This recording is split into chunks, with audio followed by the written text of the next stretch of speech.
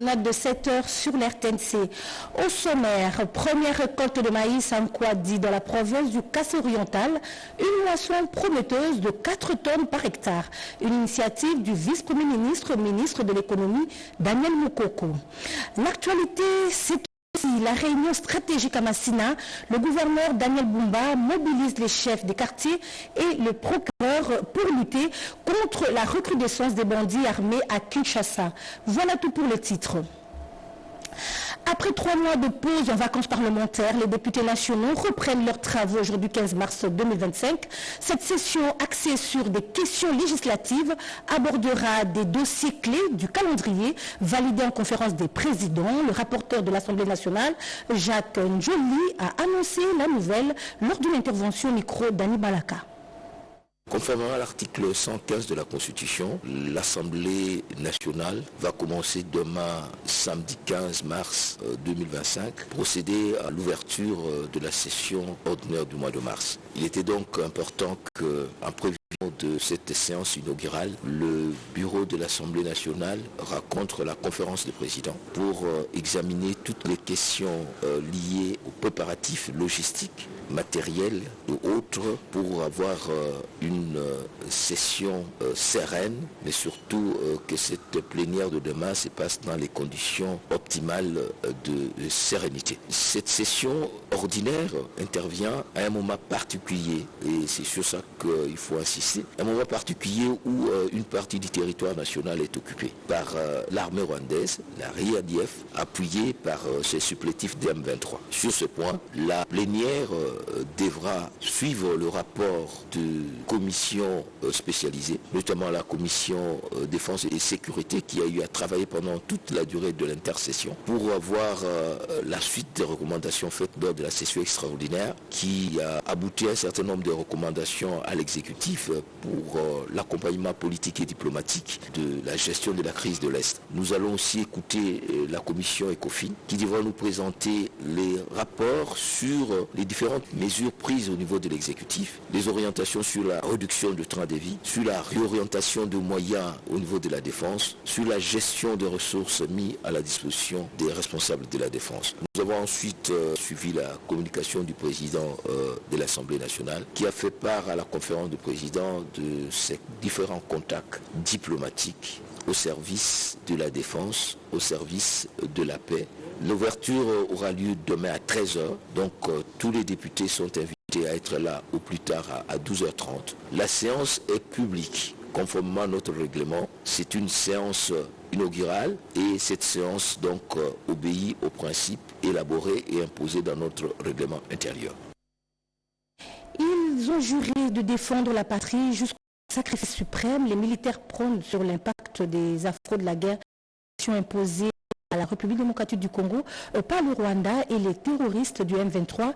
Les soldats blessés internés à Kinshasa à l'hôpital général de référence du camp Kokolo ont reçu la visite du questeur du Sénat, Topé Kabongo Mukengeshai. Gaëtan Magalano a signé ce reportage. La session ordinaire de mars 2025 qui s'ouvre ce samedi 15 mars intervient dans un contexte très particulier marqué par l'agression rwandaise sous couvert de ses supplétifs du M23 AFC dans l'est de la République démocratique du Congo. À la suite de cette situation, des milliers de Congolais se retrouvent réfugiés dans des pays limitrophes ou déplacés internes dans leur propre pays. Le Parlement devra certainement jouer un rôle important en cette période de crise où la RDC fait face à une menace existentielle. C'est dans cette optique que le président du Sénat, Jean-Michel Sama-Lukonde, a réuni ce vendredi 14 mars tous les membres de son bureau pour passer au peigne fin des questions spécifiques liées à cette session ordinaire. Le bureau du Sénat entend travailler durant cette session essentiellement sur des questions sécuritaires et la diplomatie parlementaire pour appuyer le président de la République dans sa quête de la paix sur toute l'étendue du pays, mais aussi exercer le contrôle parlementaire. L'honorable président Jean-Michel Sama-Lukonde et toute son équipe sont désormais prêts à relancer les activités du Sénat de ce samedi 15 mars 2025.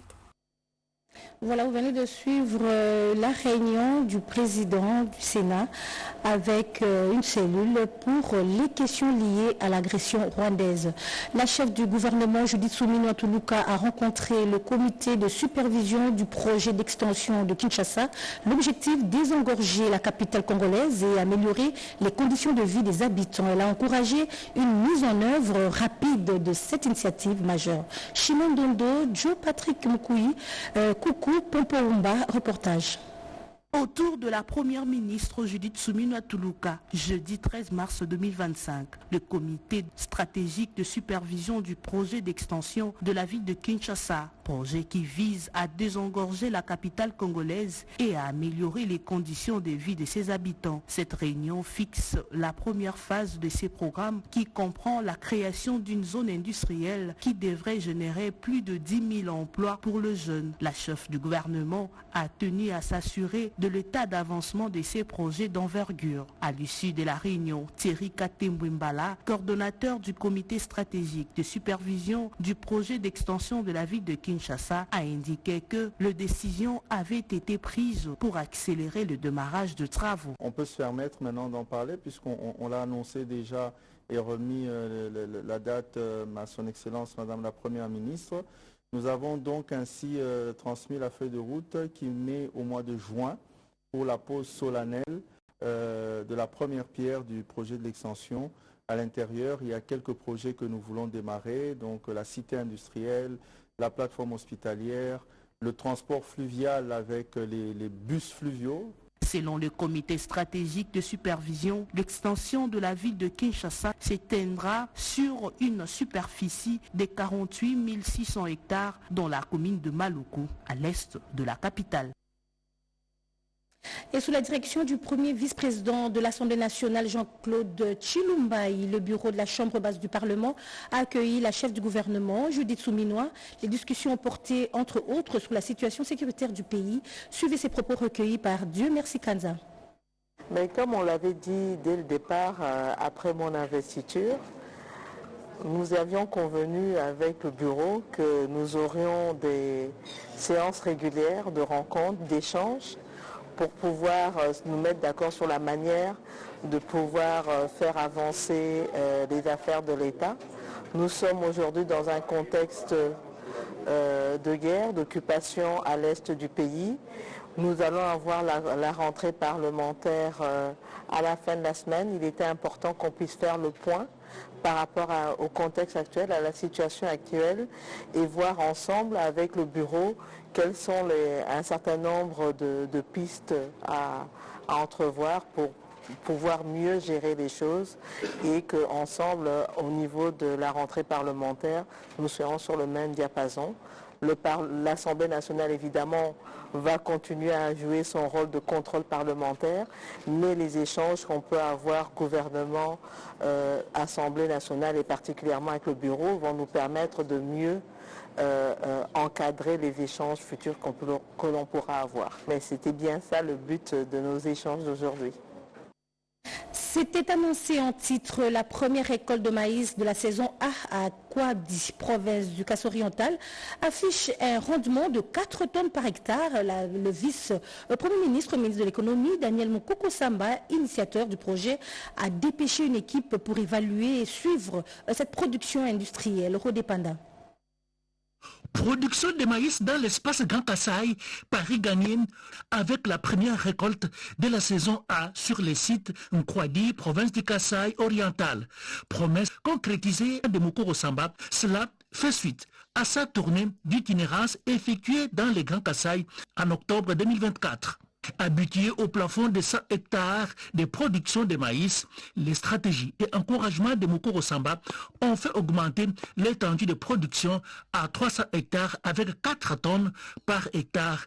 Malgré les difficultés dues à l'abondance des pluies, les moissonneurs sont déjà en action, rendement jugé largement positif suivant les estimations initiales. Monsieur le gouverneur, Mbouéboué Jean-Paul, veut toujours que l'agriculture soit priorité pour matérialiser la vision des chefs de l'État. Avec le VPM de l'économie, nous avons commencé cette activité. Les soucis de notre VPM et de rendre l'alimentation possible à toute la population. Le constat a été fait par la délégation du ministère de l'économie nationale conduite par Michel Ndengoli, expert en gestion des ressources habituelles de la culture de la cellule de redressement positif CEREP, déjà présent au Kasaï depuis le 11 mars 2025 en mission d'évaluation et de suivi. Satisfaction confirmée par la ministre provinciale de l'agriculture du Kasaï oriental et le chef de l'équipe de l'économie nationale. Coopération gagnant-gagnant. Le gouvernement congolais et indien viennent de lancer un projet qui vise à transformer la technologie de pose de chaussées souple à base de déchets plastiques. Une initiative qui promet de transformer la gestion des déchets tout en améliorant les infrastructures routières. Chimène Dondo, reportage. Le ministère de l'Environnement et du Développement durable de la RDC a présenté ce jeudi 13 mars 2025 un projet novateur visant la construction de chaussées souples à base de déchets plastiques. Cette initiative s'inscrit dans le cadre d'un partenariat sud-sud entre la RDC et l'Inde. Par la signature d'un accord le mercredi 12 mars entre le ministère congolais et le collège Tiangaraja de l'Inde. Lors de la cérémonie de présentation, la ministre F. Bazaïba a souligné l'importance de cette technologie pour répondre aux défis environnementaux et infrastructurels du pays. Elle a encouragé les experts congolais à s'approprier ces projets en travaillant sur les études de faisabilité et en anticipant l'acquisition de la licence définitive pour son utilisation et sa commercialisation. L'équipe d'ingénieurs indiens dirigée par le docteur Lashok Kumar a expliqué le multiple avantage de cette technologie, notamment la réduction significative de déchets plastiques, la création d'emplois locaux et l'optimisation de coûts de construction. L'opérationnalisation, c'est la responsabilité des villes et municipalités. Mais Kinshasa, capitale de la République démocratique du Congo, qui n'est peut-être pas le pays, mais c'est le miroir. Le gouvernement central a un devoir et une responsabilité d'accompagner la ville pour la rendre propre et se déployer aussi dans d'autres grands centres ou grandes villes. Ces projets ambitieux marquent un tournant dans la lutte contre la pollution plastique en RDC et ouvrent de nouvelles perspectives pour le développement infrastructure durable sur le sol congolais. Et la Cour de compte de la RDC a rendu ses premiers arrêts en appel ce vendredi 14 mars 2025. Les décisions ont été prononcées en formation interchambre dans la salle d'audience Léon Kengowadondo, au siège de cette institution chargée de contrôler les finances publiques. Nancy Poba. La Cour des comptes siégeant en appel en matière de discipline budgétaire et financière, après avoir rejeté tous les griefs formulés par les appelants Iyombo Bosengele Johnny et Moyaka Bouela Bienvenue et déclaré leurs appels recevables mais non fondés, a confirmé l'arrêt entrepris dans toutes ses dispositions.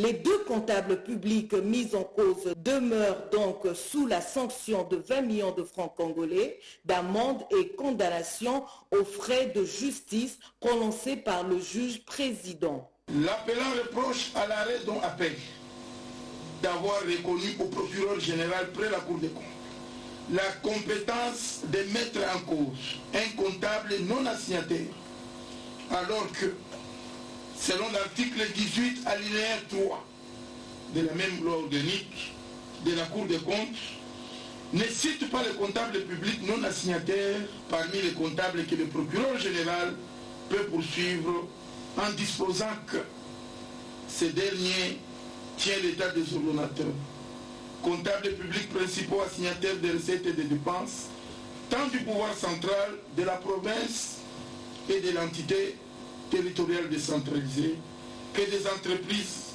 du portefeuille, établissements et services publics et autres personnes morales assujetties au contrôle de la Cour des comptes. Pour rappel, les deux comptables ont été accusés de faute de gestion pour transmission tardive de leur comptabilité mensuelle durant les exercices 2020, 2021 et 2022 à la Cour des comptes. Soulignons que ces prononcés sont les tout premiers arrêts de la Cour des comptes de la République démocratique du Congo depuis sa création. Le quartier Lutendele, ambassadeur dans la commune de Mongafula, désormais un poste de commissariat de la police nationale congolaise. Nos reporters nous signalent que cela fait 20 ans que ce quartier n'a pas eu un poste de commissariat. Regardez. La paix et la quiétude règnent désormais au quartier Lutendele ambassadeur dans la commune de Mongafula à Kinshasa après plus de 20 ans de calvaire. C'est grâce aux efforts du gouvernement souminois, après avoir donné les instructions fermes à la hiérarchie de la police pour l'installation urgente d'un commissariat à ces coins frontaliers situés à 400 mètres seulement de Congo-Brazzaville. La vice-ministre de l'Intérieur, Eugénie Tshilakamba, s'est rendue sur terrain pour palper du doigt la réalité, surtout le vécu quotidien de la population. Sur terrain, la satisfaction du numéro 2 de la territoriale est totale. Bureau des forces de l'ordre installé, le drapeau national flotte, symbole du rétablissement de l'autorité de l'État. De l'autre côté, c'est Congo-Brazzaville. Les gens peuvent même marcher, puisque la frontière ici est trop étroite. Donc nous ne pouvons pas laisser seulement comme ça la population à l'air. Donc ne vous inquiétez pas, nous avons tout simplement installé un point chaud ici pour sécuriser tout le monde. C'est avec sourire aux lèvres que la population de ces coins a tenu à remercier le chef de l'État, Félix-Antoine Tshisekedi Tshilombo, pour le retour de la paix à cette partie de la capitale après plusieurs années. Les infiltrés se cachaient souvent dans la brousse. Avant que la police n'arrive, on savait à quel sens se vouer. Merci au chef de l'État et aussi à notre vice-ministre de l'Intérieur.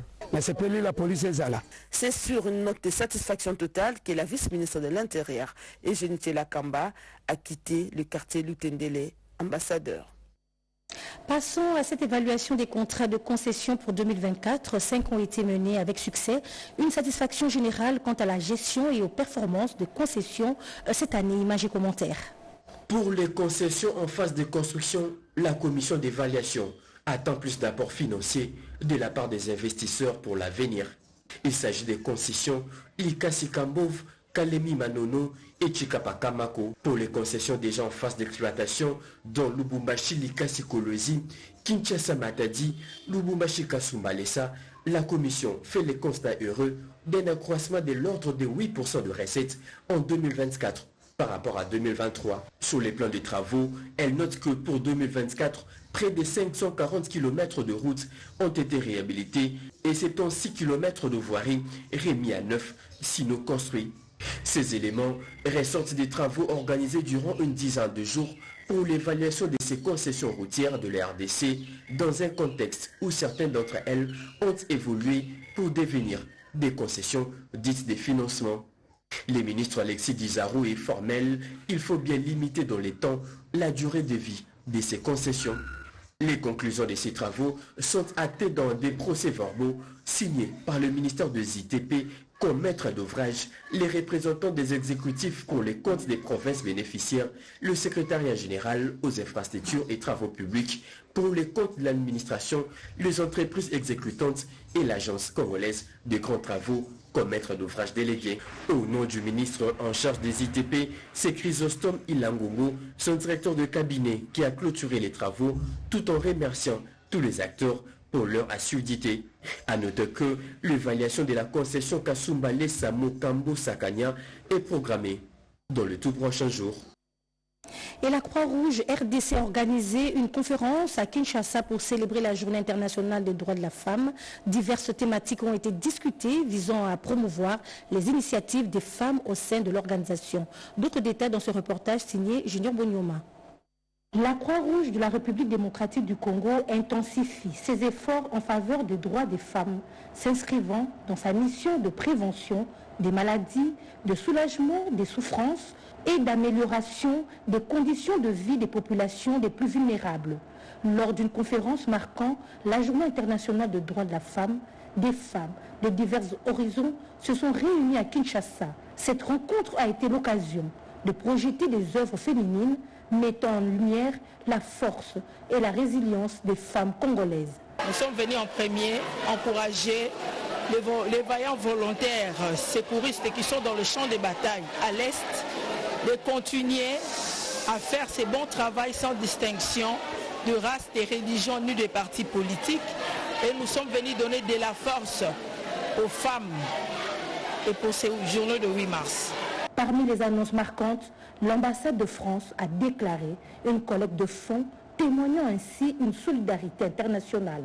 Ce geste vise à apporter une assistance aux victimes de l'agression rwandaise dans l'Est de la République démocratique du Congo et à soutenir des initiatives prometteuses telles que Les filles se lèvent qui distribue des livres pour encourager la lecture chez les femmes et chez les filles. Le moment fort de cette conférence a été la remise d'un diplôme de satisfaction à Violette Lakula, une infirmière au courage exemplaire, reconnue pour son engagement exceptionnel à sauver des vies. Le Rwanda est l'auteur des pillages systématiques des ressources naturelles de la RDC. La RDC reste formelle pour mettre fin à cela et suggère qu'il faut des sanctions contre les auteurs. Et du haut de la tribune de la 31e session d'Indaba Mining en Afrique du Sud, le DGA du CEC a insisté sur cette situation qui cause des millions de morts au nord et sud de Kivu, nous dit Cédric Elmina. La République démocratique du Congo connaît une guerre d'agression motivée par des visées économiques. Et ces métaux rares sont au cœur de la convoitise du Rwanda, occasionnant ainsi un drame humanitaire sans précédent.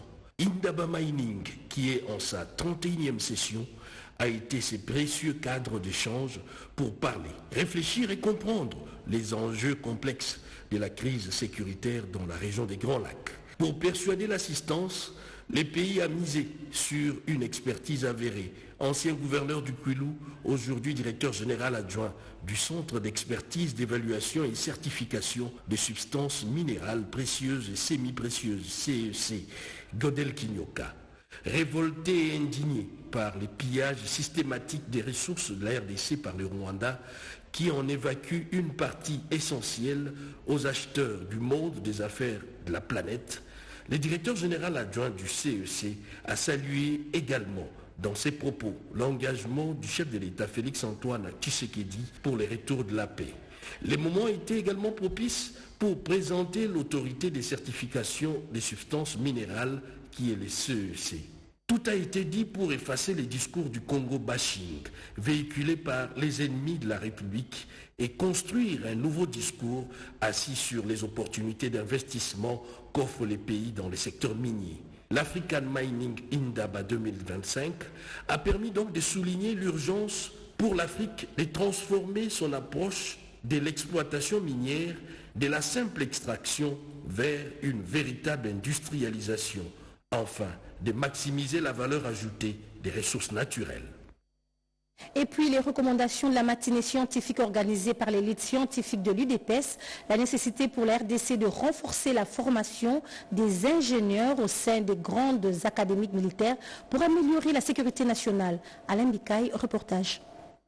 Au vu des menaces et convoitises dont fait l'objet notre pays à cause de ses richesses, la République démocratique du Congo doit se doter d'une puissante armée. Pour y parvenir, les doyens de la faculté polytechnique de l'université de Kinshasa et cadres de l'UDPS, professeur Jean-Marie Béa, préconise la formation des ingénieurs dans des grandes académies militaires du monde, à l'instar des autres armées du monde qui tirent leur puissance dans la technologie et la formation des ingénieurs de qualité. La République démocratique du Congo doit privilégier la formation des ingénieurs pour avoir une armée capable de répondre à toute menace d'agression, a-t-il insisté. Il faudrait que notre pays investisse dans l'ingénierie en faisant en sorte qu'à court terme, on ait une collaboration franche et totale entre l'armée et les facultés d'ingénieurs de notre pays, et qu'on ait aussi à court terme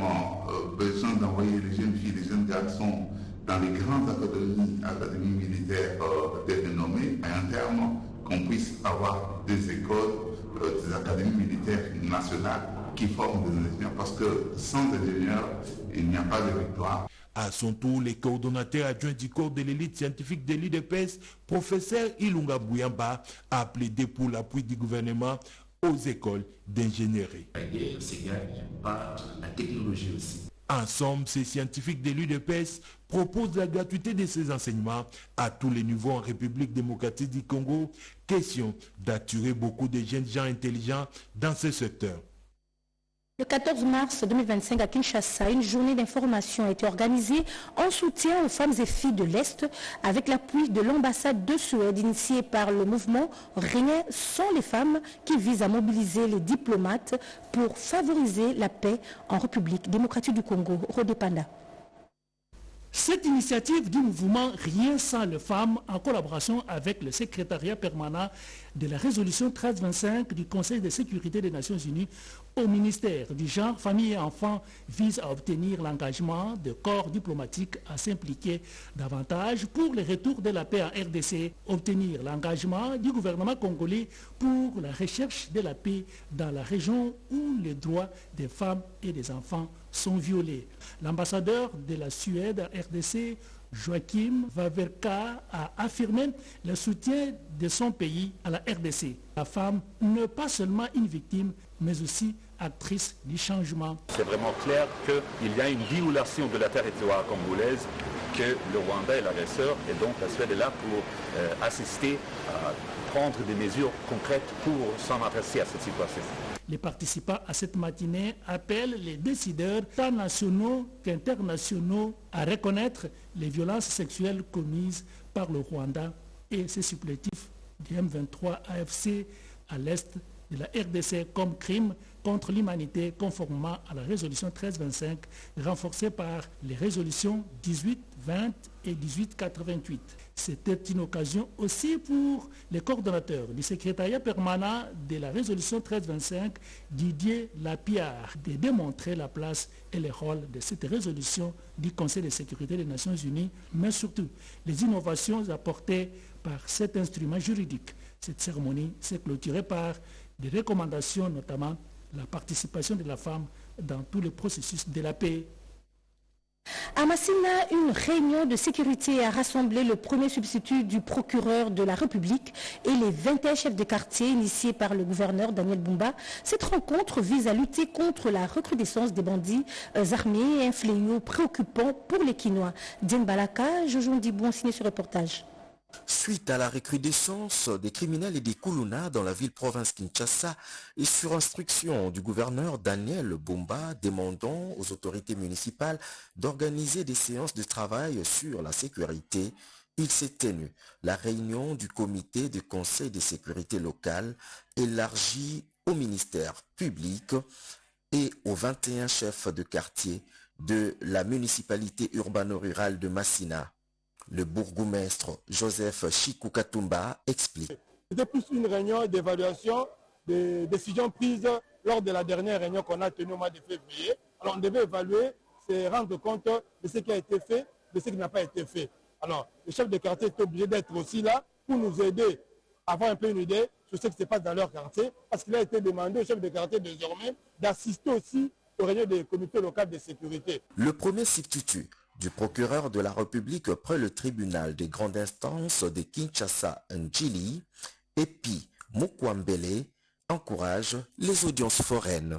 Pour nous, la justice, nous avons demandé, lorsqu'il y a des patrouilles, lorsqu'il y a des tournées, la police devait tenir compte des véritables délinquants.